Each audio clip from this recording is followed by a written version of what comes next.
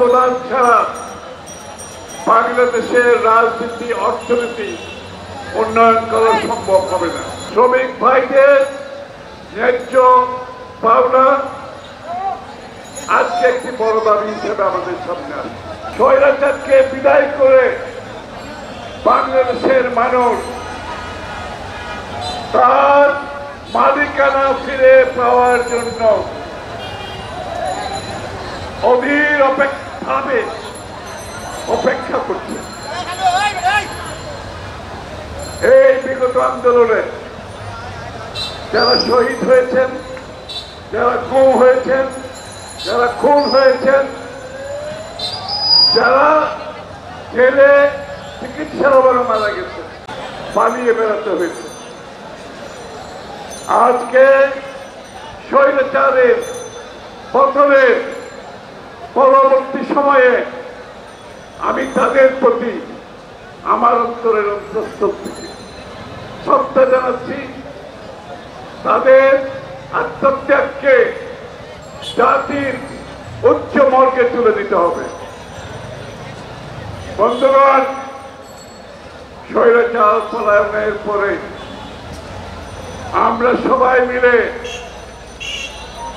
বাংলাদেশে গণতান্ত্রিক অর্ডার ফিরিয়ে আনার জন্য যে 16 বছর যুদ্ধ করেছি, ত্যাগ স্বীকার করেছি,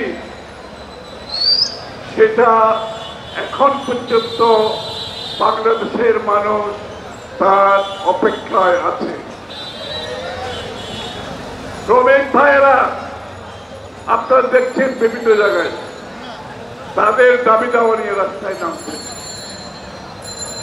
শ্রমিক ভাইদের ন্যায্য পাওনা আজকে একটি বড় দাবি হিসেবে আমাদের সামনে আসে। শ্রমিকদের সার্বিক সুবিধা, তাদের পরিবারের প্রতি সুবিধা বাংলাদেশের এই সময় এসে একটি গণতান্ত্রিক প্রেক্ষাপটের দিকে যখন আমরা যাচ্ছি,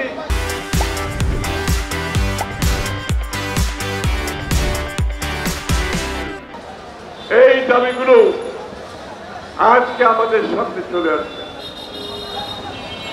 বাংলাদেশকে যদি একটি সুষ্ঠু গণতান্ত্রিক রাষ্ট্র, একটি ভালো অর্থনীতি, একটি উন্নয়নের দিকে যদি আমরা যেতে চাই, তাহলে শ্রমিকদের অবদান ছাড়া বাংলাদেশের রাজনীতি অর্থনীতি উন্নয়ন করা সম্ভব হবে না। এই জন্য বিএনপির 31 দফা কর্মসূচির মধ্যে শ্রমিকদের দাবি দেওয়া, তাদের জীবনযাত্রার মান, তাদের পরিবারের জীবনযাত্রার মান, তাদের শিক্ষা, সবকিছু নিয়ে আমরা বিএনপির 31 দফার সংস্কার প্রস্তাবের মধ্যে অন্তর্ভুক্ত করেছি। সাথে সাথে আজকে যে শ্রমিক সমস্যাগুলো বিভিন্ন জায়গায় সৃষ্টি হচ্ছে, যেহেতু নির্বাচিত সরকার নাই, সেখানেও আমাদেরকে সহযোগিতা দিতে হচ্ছে। আমরা একদিকে আমাদের মিল কারখানা চালু রাখতে হবে, অন্যদিকে শ্রমিকদের ন্যায্য পাওনা দিতে হবে। একে অপরের বিপরীতমুখী কিছু নয়, দুটো একসাথে চলতে হবে।